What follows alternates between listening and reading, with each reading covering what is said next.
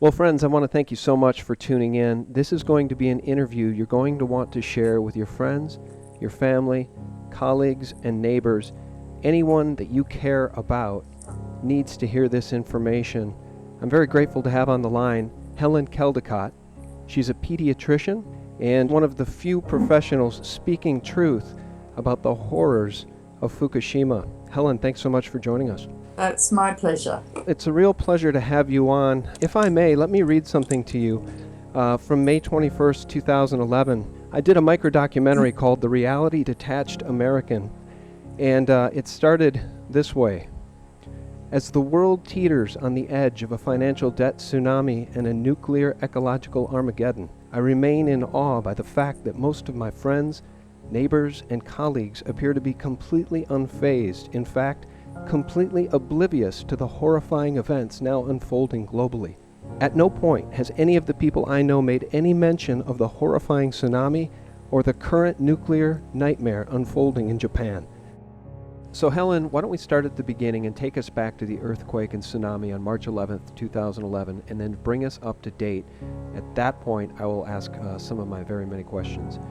There was a massive earthquake, as you know, 9 on the Richter scale, followed by a huge tsunami, 45 feet high, which went over the seawall.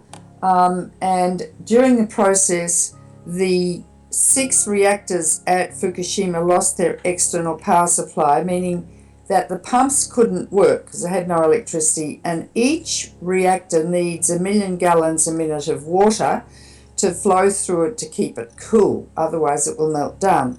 So they had in that contingency a whole lot of huge diesel generators below the reactors, as large as houses, but they got drowned. Then they had a few ordinary batteries, but they didn't really work. So the end of it was that units 1, 2, 3, and 4 lost their power supply, the pumps failed to work, and within a few hours, units 1, 2, and 3 started to melt down.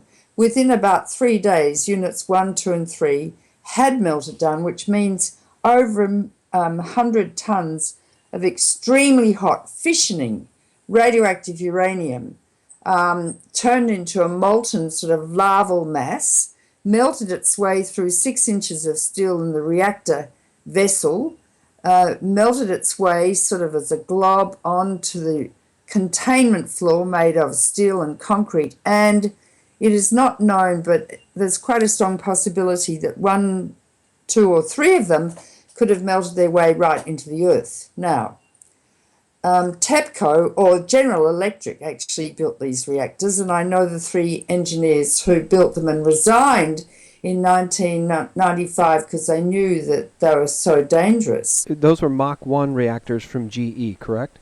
GE Mark 1, and you've got 23 of them operating in the United States. And just so people understand, Helen, the spent fuel in Mach 1 reactors, the spent fuel is stored on top of those reactors, is that correct? Yeah, I'll get to that in a minute. Okay. So Tepco, which is Tokyo Electric Power Company, and GE, they excavated about 35 feet of cliff to put the reactors down lower near the sea so that they can have access to seawater to keep them cool, etc.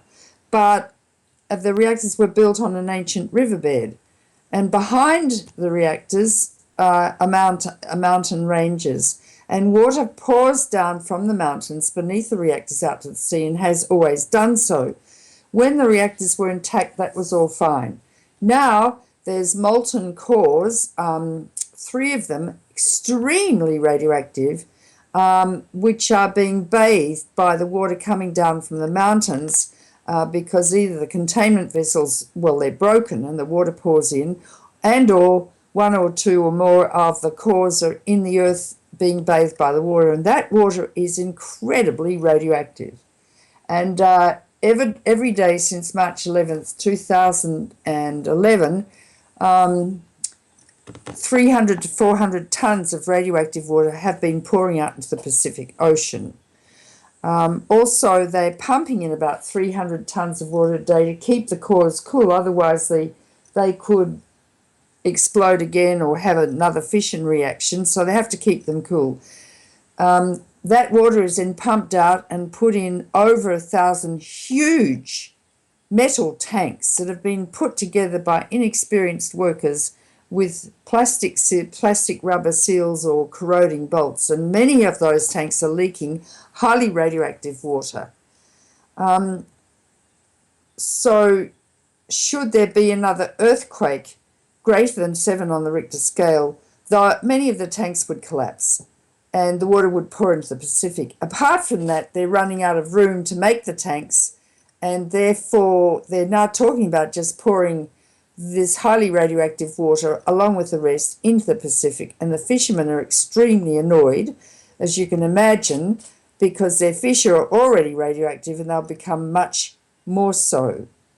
Now, as well as the reactors melting down, there were 5 explosions, hydrogen explosions, because when the zirconium, which clads the fuel rods, which are 1/2 an inch thick and 12 feet long, it gets very hot. It reacts with water, forming hydrogen, and the reactors were not designed to vent the hydrogen adequately, and the hydrogen built up and exploded in the 4 reactors. But also, right now, hydrogen is still building up in reactors 1, 2, and 3, and so they're injecting nitrous oxide into the reactor buildings to dilute the hydrogen continuously so there are not more hydrogen explosions.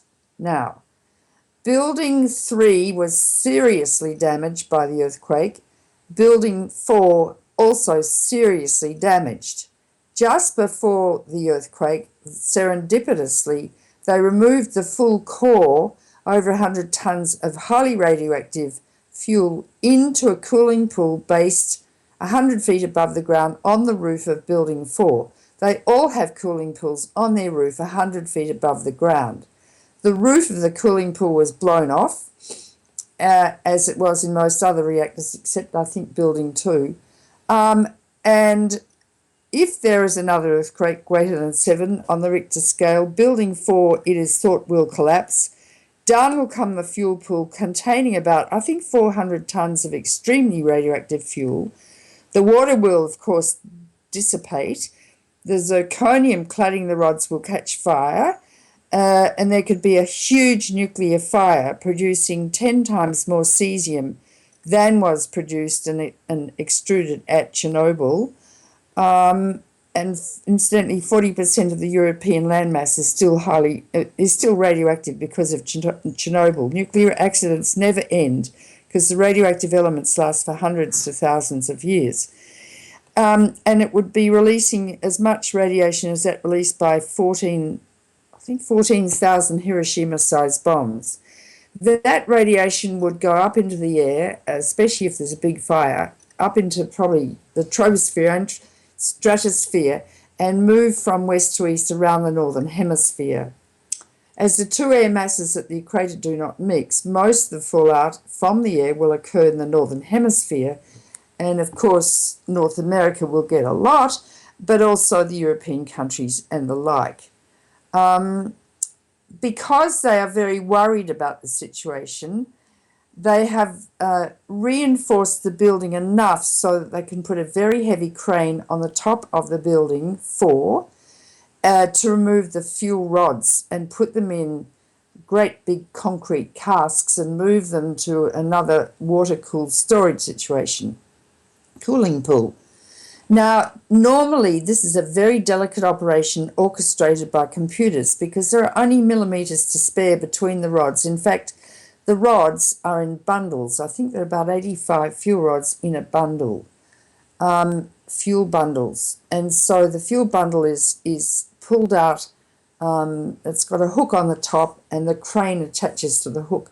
But normally this is all done by computer control because if 2 bundles touch each other, you could get a fission reaction and the whole thing would start fissioning, releasing huge amounts of radiation, and the workers would have to evacuate not just from Unit 4 but the whole complex, and therefore it would be left to smoulder alone and produce much more radioactive contamination.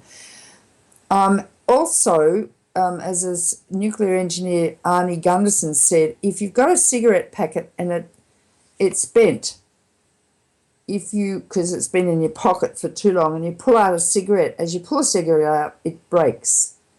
And similarly with these fuel bundles and rods, the structure of the pull has been bent and damaged, and it's quite likely that as they pull the rods out, some will break, releasing huge amounts of radiation again, and the workers will have to evacuate. This has never been done before by manual control, never. So it's a very tenuous operation. Tepco has subcontracted the situation to many subcontractors, including the Yakuza, who are the Japanese mafia. And they're recruiting homeless men from the streets of Tokyo and elsewhere, That's right. people from mental hospitals, to do this work. I think most of the workers doing this very tenuous operation are probably okay, but you need to know that many of the workers are really not, and some are alcoholics and the like. So it's and it's going to take 14 months for this whole thing to end. And in the meantime, yesterday there was an earthquake 5.1 on the Richter scale just off Fukushima. I mean, no, there were two of them. So we're dealing with a very tenuous, difficult situation. The Japanese are very proud people, and they have not really invited, really, really good nuclear engineering companies like Bechtel from the United States to come in and help. They're doing it virtually alone. Oh, and they want to save money too because their shares are going down. They also want to reopen all their nuclear power plants because their shares are going down. It's all about money. And so the other very troubling situation is that there's a huge plume of radioactive water heading directly towards the west coast of the US, and I think it's already started hitting Alaska and Canada. But and this month, next month in March, it will start hitting Oregon and Washington State and the like, and later this year it will start hitting California. Now, it's not just going to end, because every day up to 400 tonnes more radioactive water are being discharged into this Pacific Ocean. Now, the Pacific Ocean is a huge body of water, and the radioactive elements, of which there are probably more than 50 long-lived elements, most of which are never discussed, they will be continued to be extruded into the Pacific and moved towards the west coast. Of course, they'll be diluted, but then the solution to pollution by dilution when it comes to radiation is fallacious, because the food chain microconcentrates the elements by orders of magnitude, tens to thousands of times at each step, like in the algae, then in the crustaceans, then in the little fish, then in the big fish, and then in us, as we stand at the apex of the food chain. So that, you could catch a fish. Well, they found bluefin tuna in California carrying cesium from Fukushima. It's low concentration, but you only need, not many atoms of cesium to get into your body, into your brain or whatever, to mutate a regulatory gene which controls the rate of cell division to later give you cancer. And these elements are tasteless, odorless, and invisible. They're silent killers, and it takes any time from 2 to 80 years to develop a cancer, whether it's leukemia, lung cancer, breast cancer, bowel cancer, brain cancer, and thyroid cancer, many others. So it's a silent killer in 2 ways. 1, you can't taste the stuff. 2, your government is not testing a fish at all yet on the west coast, nor testing the air. The FDA and EPA are not testing the fish, nor are they routinely monitoring the air crossing the North American continent. So you could be eating radioactive fish and not knowing it. They say, look, the levels are low, it's low-dose radiation, but once this stuff gets into your body, be it cesium, plutonium, americium, neptunium, strontium, tritium, and I could go on and on, these elements go to various organs, concentrate in various organs. You don't know your genes are being mutated, that control the rate of cell division. And one day, instead of a cell dividing in a controlled way by mitosis into two daughter cells, this cell will go crazy and just produce billions and trillions of cells, and that's a cancer, and we generally cannot stop cancer growth. Right. I speak now as a physician. Let me ask you this. You've said that if the spent fuel pool in number 4 collapses, that you would evacuate your family from Boston. How close are we to that? Who knows? Who knows if there's going to be an earthquake greater than 7 that'll disassemble building 4 and maybe building 3. And that's another terrible thing, because building 3, if that collapses onto its corium of molten lava, huge amounts of radiation will be released. So I don't know. They say it's an act of God. I don't believe in God, but who knows? We can't predict, except to say that there are many earthquakes in this area all the time, and Japan is an earthquake-ridden island, and we don't know. Do you think we would ever know the truth of what's going on there? And the reason I ask is because we've seen coverage in the national news media here in the United States from ABC News and others that take video cameras in, saying that they're being given exclusive access to number 4 in the removal of the fuel rods, which is said to have begun. And what we see in the video being shared here in America is a pristine interior building. It doesn't look like a building in which the top blew off in a hydrogen explosion. There are many out there, like Hattrick Penry. I sent you a PDF document, a 445-page PDF document called Plumegate. I'm not sure if you've had a chance to look at that. But there are many that have looked at the Freedom of Information Act documents. I've read it. Okay, what's your take? Can we believe anything coming out of Japan, out of Tepco, or out of the American news media? Yes, and I think Patrick Hendrick goes too far, and I don't agree with some of the stuff he says. You've got to be really up to date with your facts and totally.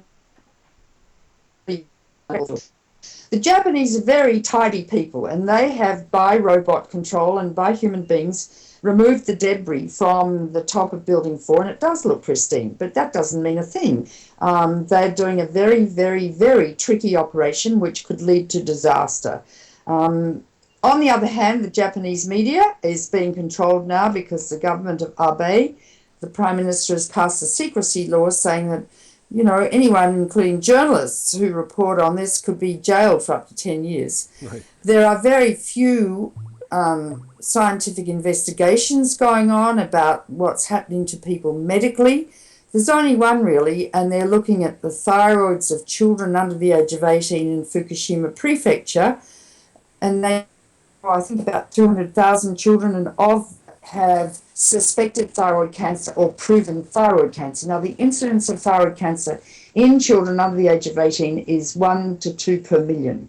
The Japanese government is saying, oh, it's not caused by radiation. Well, it is, obviously, by radioactive iodine and cesium and other isotopes taken up by the thyroid gland.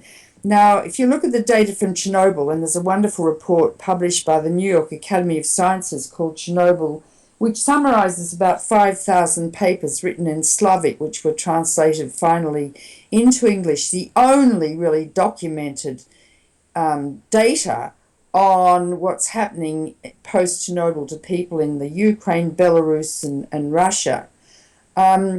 Children, I think in Belarus, started developing thyroid cancer a year or 2 after the event, but most of the thyroid cancer appeared 4 years later. So this is an early appearance of thyroid cancer in Fukushima. It appeared 2 years after the event, indicating to me as a pediatrician that these children got a whopping dose of radioactive elements into their thyroid, but not just their thyroid, their whole bodies. Thyroid starts to become malignant fairly early, as do the white blood cells to form leukemia, and we're going to start seeing leukemia soon. But those children got high doses, meaning the whole population did. 10 million people still live in highly radioactive areas, eating radioactive food, being irradiated from the elements on the ground by gamma radiation, which is like X-rays, and the radiation like cesium and strontium and the like accumulate in various bodily organs. The more radioactive food you eat, the more the elements accumulate in your body, in your bones, cause bone cancer or leukemia or multiple myeloma, or in your brain, like cesium, causing brain cancers or muscle cancers or causing sudden heart attacks. Many, many diseases are caused by radiation exposure, including diabetes, premature aging, cataracts of the lens of the eyes. I've just been through the whole book on Chernobyl, and as a physician, it's almost the scariest document I've ever read. I'm summarizing it now because I'm about to go to Japan for a lecture tour, and the Japanese people really, really want to know the truth. So the only study that's being done, as far as I know, is looking at thyroids, not at the health of the children or the people in general. And there's another man called Tim Rousseau, who's an evolutionary biologist, looking at the wildlife in the exclusion zones of Chernobyl and Fukushima and finding large numbers of mutations in the birds, the insects, and the plants. Many of the male birds are sterile. They have smaller than normal brains. They have tumors. And what happens to plants, animals, and insects happens to humans because we're all part of the ecological cycle. You can follow it much more closely with animals because they reproduce faster and many generations occur within a year, whereas we take generations for our genetic abnormalities to manifest and congenital malformations. Yeah, let me play this for the audience. Here's a piece from a press conference in which you were talking about Chernobyl and then Fukushima. It seems that nearly 1 million people have already died as a result of Chernobyl, despite what WHO says and the IAEA. This is one of the most monstrous cover-ups in the history of medicine, because everybody should know about this. Then we extrapolate through to Japan. Japan is, by orders of magnitude, many times worse than Chernobyl. That was you talking about Chernobyl, but essentially Fukushima is degrees worse. You know, never before have 3 nuclear meltdowns happened, and you've said the truth is they will never clean it up. It's scientifically impossible. Cesium-137 lasts for 300 years. What do you think is the very best case at this point? We know what the worst case is. It's very discouraging to consider the worst case. I know, I can't either. I can't either. What do we do? Okay, let's say you're living on the West Coast. I'm in the middle of the country. Those on the East Coast, like your family in Boston. For those that are even thinking about this issue, and I can tell you that the majority of Americans aren't. Most people don't know what Fukushima is. They've forgotten about the tsunami. They don't know about the meltdowns. They're not following it. The news isn't reporting on it. People in this country are clueless. For those that aren't clueless, though, what would you recommend they do? Is there any nutritional supplements we should be taking? Potassium iodide? What would you as a doctor suggest for your own family who are in Boston? Well, first of all, you have over 100 operating nuclear power plants in your country, so you have a right to be worried. Any of them could melt down any day, like Fukushima did. Earthquake or no earthquake, human fallibility, all sorts of things can go wrong to produce a meltdown. Every family in America should have potassium iodide tablets in their medicine cabinet. Now, what potassium iodide does is it's an inert iodine, and if you take it just before you're going to be exposed to a cloud of radioactive elements from a meltdown, just before, it blocks the uptake of radioactive iodine in your thyroid by 70%. Mm-hmm. And so you can partly protect the thyroid, although the thyroid is impacted by technetium and cesium and other elements as well. There's really nothing else you can do except to become extremely proactive and lead a peaceful revolution, a sagacious, Gandhian, wise revolution to close down all your nuclear reactors, number one. Number two, keep your eye on what's happening in Fukushima at all times. You can go to the net and find out what's happening. And should there be a major accident, well, the safest place is in the southern hemisphere. You must demand that your government look after you and test your food, the fish, and the air consistently. And you need to know that Hillary Clinton signed an agreement with the Japanese government just after Fukushima that America would keep importing food from Japan, and I think it still is. I went to a sushi restaurant in New York the other day, and it was very posh and people drinking their sakis and these gorgeous sushi chefs. And I said, "Where does the fish come from?" They said, "Japan." And I couldn't believe it. I know. I'm So, shocked that people still eat sushi so willingly and have no idea where the fish is coming from. no, and so the fish I had at that restaurant came from New Zealand and I think Canada, west coast of Canada. No. Somewhere else, but it wasn't in a radioactive area. Yeah, so you've got a lot of work to do to bring your government into line and to educate your politicians. And you live in a democracy, which means you are the leaders and the politicians are your representatives. And if you don't go and see them every time they come back to home base and teach them and educate them and make them read my book, Nuclear Power is Not the Answer, you are not worthy of living in a democracy.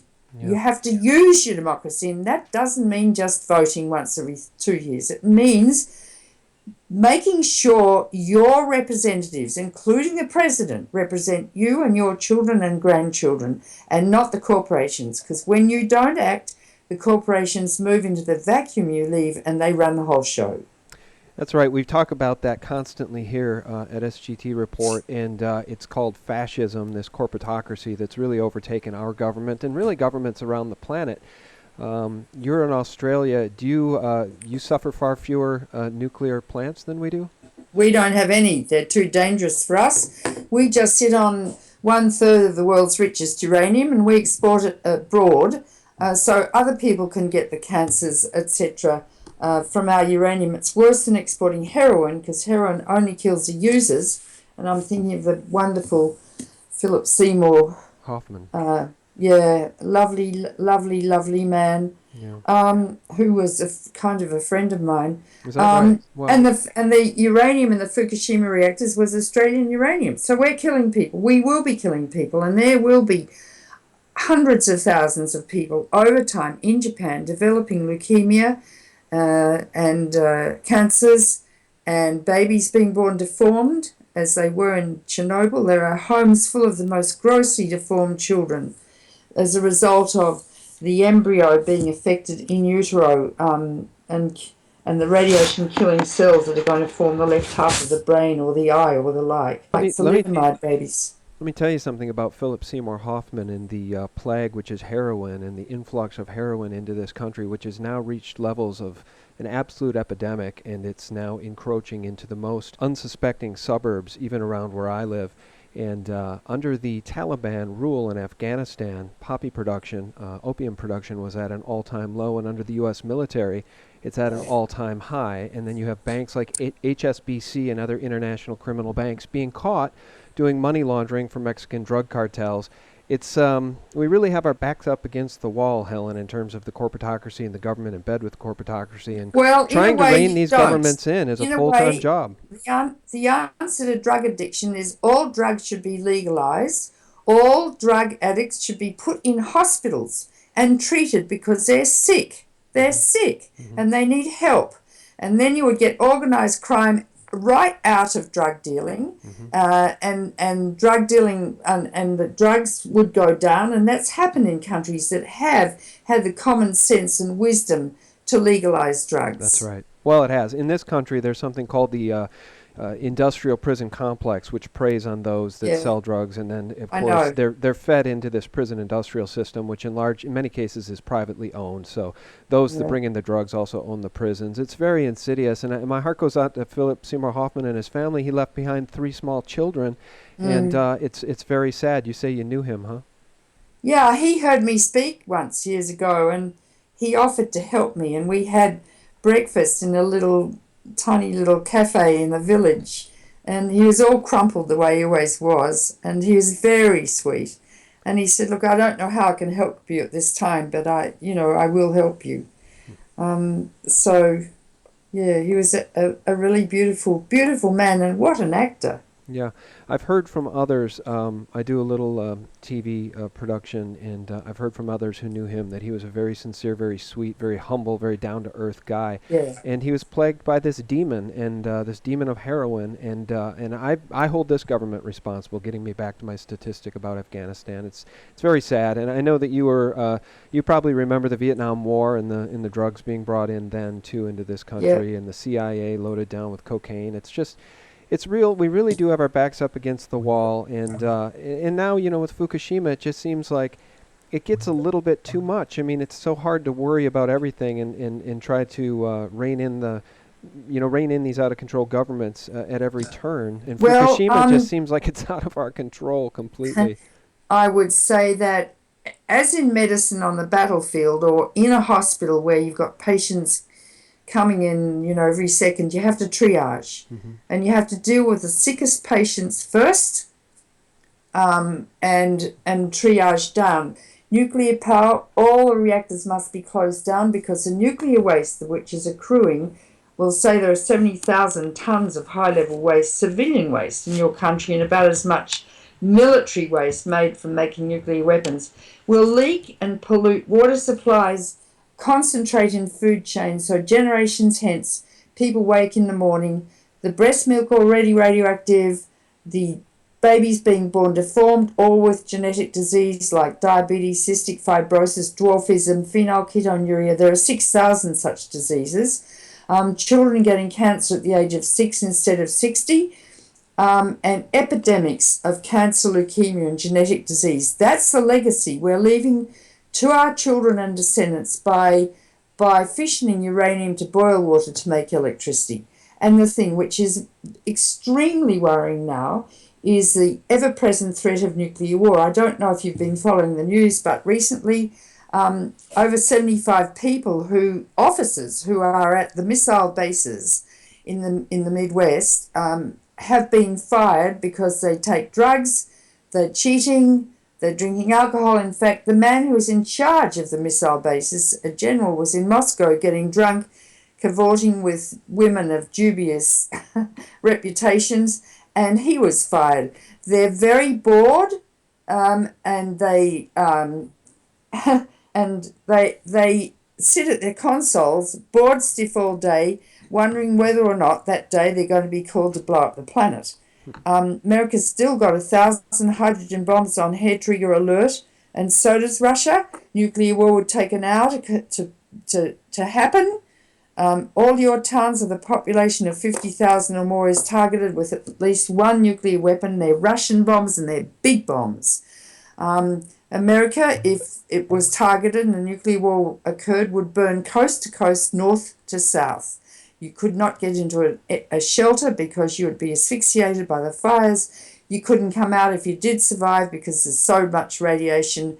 You'd die. The food would be radioactive. I can go on and on. That could happen tonight. There are over 1,000 legitimate hackers, hackers, hacking into the Pentagon systems, including probably the early warning system. I don't know how we're still here. America is arrogant and hypocritical when it says, well, North Korea can't have bombs and Iran can't have bombs or anyone else. Only we can, because we're an extraordinarily powerful power and we will maintain that power. Unless America rises to its full moral and spiritual height, which is what Martin Luther King was talking about just before he was assassinated, and move towards abolition of nuclear weapons with Russia, because between them they own 94% of all the nuclear weapons in the world. All other countries will emulate America, and they all want their own nuclear weapons, because if you enter the portal of the nuclear club, you're ultimately powerful. So America has a big job at hand, and I'm speaking to all of you who care. You must close down all your reactors pronto.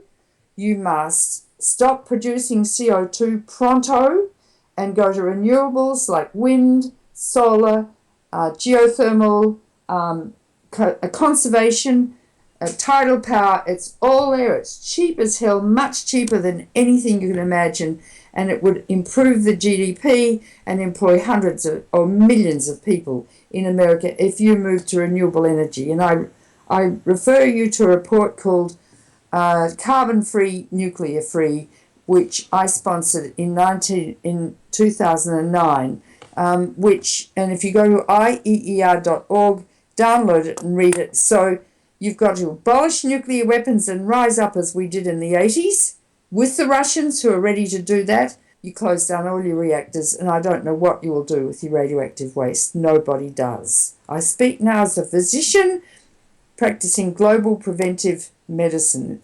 The world is in the intensive care unit. We are now all physicians to a planet which is dying. We possibly could save it if we all have the same commitment and dedication and love for our planet as doctors do at 3 a.m. in the morning for their patients in the intensive care unit. We don't think about ourselves. We think only about our patients. Our patient now is the planet, possibly the only life in the universe. Helen, I want to thank you so much for your time. Could you direct people to your website or any website that you'd want to call out right now, and mention your book again?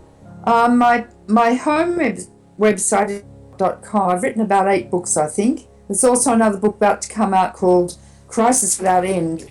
Yes, there's another book about to come out called Crisis Without End about the Fukushima accident, and that will be out in July. So if you go to helencaldicott.com, you'll see all my books. Go to another one called Helen Caldicott Foundation.org, and you'll then be able to download a symposium I held at the New York Academy of Medicine last year called The Medical and Ecological Consequences of Fukushima, with the leading scientists, oceanographers, evolutionary biologists, physicists, physicians in the world. Listen to that and read all the articles on that webpage, and you will be very, very well educated. And I would also humbly suggest that you read my books because, as Jefferson said, an informed democracy will behave in a responsible fashion. Become informed, take on the President of the United States, who is your representative, and all your congresspeople and senators, and beat them around the head with knowledge and information, and make sure they're as well educated as you.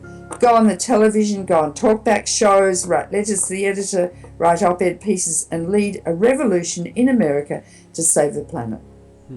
I've got absolutely nothing I can add to that. Very well said. Words to live by. Our guest has been Helen Caldicott, MD. Helen, thank you so much. My pleasure. Have a good day. Yeah, thank you very much. Good. Let me know how it goes. Oh, I will. Thank you so much. I very, very much appreciate your time. Okay, bye. Bye-bye.